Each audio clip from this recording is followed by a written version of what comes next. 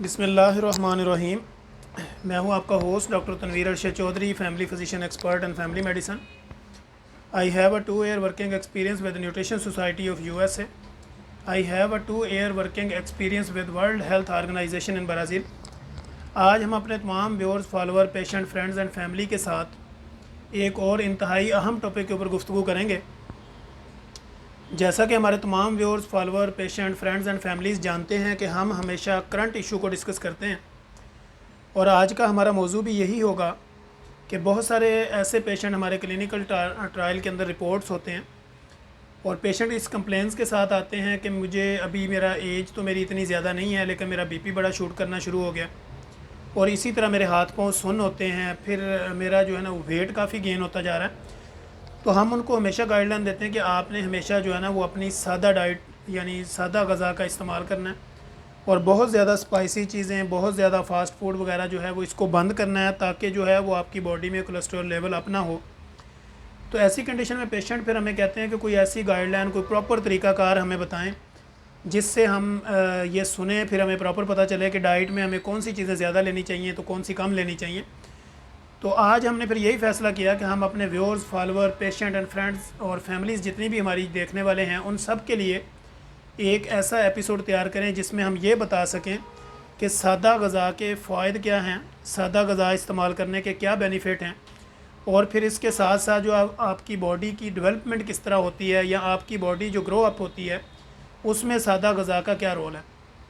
सबसे पहले, जितनी भी आप सादा ग़ज़ा इस्तेमाल करते हैं, सादा ग़ज़ा से मुराद जिसमें आपने सब्ज़ियाँ, फ्रूट्स और फाइबर वाला जो है ना वो आटा इस्तेमाल करना, अनछने आटे की रोटी लेनी है, ताकि आपको कॉन्स्टिपेशन ना हो। आपकी बॉडी के अंदर जितना फाइबर जाएगा, प्रोटीन जाएगी, कार्बोहाइड्रेट्स जाएंगे,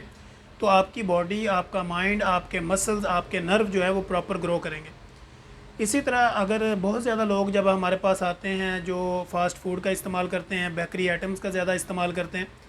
फिर वो कोल्ड ड्रिंक का ज़्यादा इस्तेमाल करते हैं, डब्बा बंद जूसेस वगैरह, तली हुई चीज़ें, इस तरह फ़ास्ट फूड है, तो उनमें क्या होता है कि सबसे पहला इफ़ेक्ट जो फ़ीमेल के अंदर होता है कि हार्मोनल इनबैलेंसमेंट होती है उनकी, कि उनके हार्मोनल इशू बन जाते हैं। फिर इसी तरह जो मेल हैं उनके अंदर ये फैटी लिवर होना शुरू हो जाता है, कोलेस्ट्रॉल बढ़ जाता है, हाइपरटेंशन में चले जाते हैं,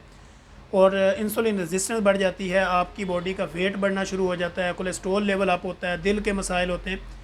जब आपको कोई इस तरह के दिल के मसाइल होते हैं, उसके साथ साथ आपके किडनी का इशू बन जाता है। फिर इसके साथ जो है वो आपके पेट में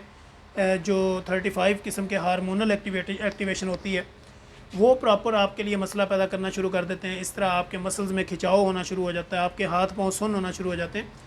तो जब आप सादा ग़ज़ा इस्तेमाल कर रहे होते हैं तो सादा ग़ज़ा में क्या होता है कि आपको कैल्शियम, विटामिन, मिनरल्स, फिर उसके बाद मल्टी विटामिन, फिर विटामिन डी, इस तरह की चीज़ें जो है वो आपकी बॉडी को नेचुरल सोर्स ऑफ प्रोटीन भी मिल रहा होता है,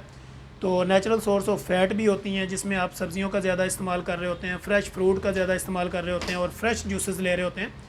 तो ऐसी कंडीशन में आपकी बॉडी में कोलेस्ट्रॉल के लेवल बढ़ने का जो अमकान है वो बहुत कम होता है,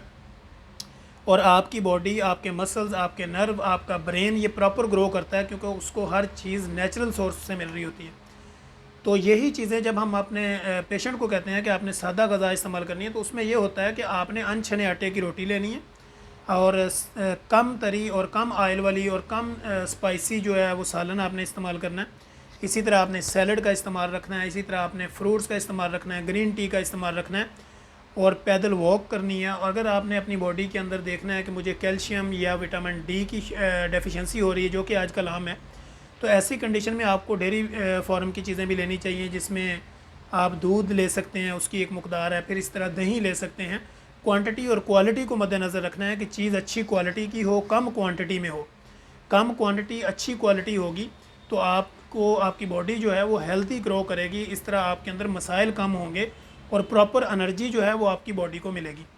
इसी तरह जब आप फ्रूट्स का इस्तेमाल करते हैं तो फाइबर के ज़्यादा इस्तेमाल से, फ्रूट्स के ज़्यादा इस्तेमाल से आपको कॉन्स्टिपेशन नहीं होती, आपको कब्ज़ नहीं होती, मैदे में तज़ाबियत नहीं होती, इस तरह जिगर के ऊपर फ़ैट जमा नहीं होती, और आपकी बॉडी जो है वो प्रॉपर ग्रो करती है। आपके मैदे के मसाइल और आंतड़ियों के मसाइल जो है वो हल हो जाते हैं सादा ग़ज़ा इस्तेमाल करने से। इसी तरह जब आप फाइबर वाली अनछने आटे की रोटी लेते हैं या उसमें इसबगोल का आटा मिला के उसकी रोटी बना के लेते हैं,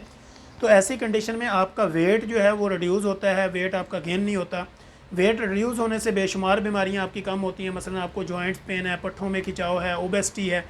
या आपके थाइज़ या मस्कुलर पेन निकलती है, तो जब आपका वेट रिड्यूस होना शुरू होता है तो ये चीज़ें ऑटोमेटिकली सेटल डाउन होना शुरू हो जाती। और इसी तरह जब आप दूध का इस्तेमाल करते हैं, 1 कप या 1 गिलास बॉयल दूध लेते हैं बग़ैर मलाई बग़ैर चीनी के, तो इसमें आपको विटामिन डी और कैल्शियम का सोर्स मिलता है और उसमें आपकी हड्डियाँ और जोड़ मजबूत होते हैं। जब आप ग्रीन टी का इस्तेमाल करते हैं तो वो आपकी बॉडी के अंदर जो फालतू फ़ैट होती है उसको वो आपके यूरिन के ज़रिए, आपके स्टूल के ज़रिए बाहर निकाल देती है।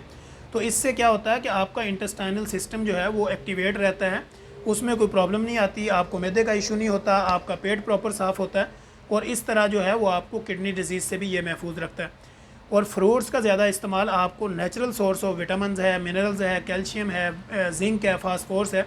तो ऐसी चीज़ें इस्तेमाल करने से आपकी बॉडी जो है वो प्रॉपर ग्रो करती है, ना कि उसके अंदर कोई मसाइल आते हैं। जितना आप फ्रूट्स का ज़्यादा इस्तेमाल करते हैं, सब्जियों का ज़्यादा इस्तेमाल करते हैं, सादा ग़ज़ा का ज़्यादा इस्तेमाल करते हैं, तो उतनी ही आपकी स्किन, आपकी बॉडी, आपकी इंटेस्टाइनल सिस्टम, इस तरह आपका मैदा, आपका जो जिगर है, फिर आपके किडनीज़ जो हैं वो प्रॉपर फंक्शन करते हैं, उसमें किसी तरह का कोई रुकावट नहीं आती। तो हम हमेशा अपने जितने भी viewers, follower, patient, friends and families देखने वाले होते हैं या हमारे क्लिनिकल ट्रायल में विजिटर्स होते हैं, तो हमने हमेशा उन्हें यह कहा कि आपने अपने लाइफ मॉडिफिकेशन को चेंज करना है, अपनी डाइट हैबिट्स को चेंज करना है, खाने का तरीका, फिर उसका टाइम, फिर खाने के बाद जो एक्सरसाइज का टाइम है खाने से 2 घंटे बाद, फिर इस तरह कम खाना है, ज़्यादा पैदल चलना है, ताकि आपकी बॉडी में जो चीज़ जाए वो प्रॉपर यूटिलाइज़ हो, ना कि स्टोर हो।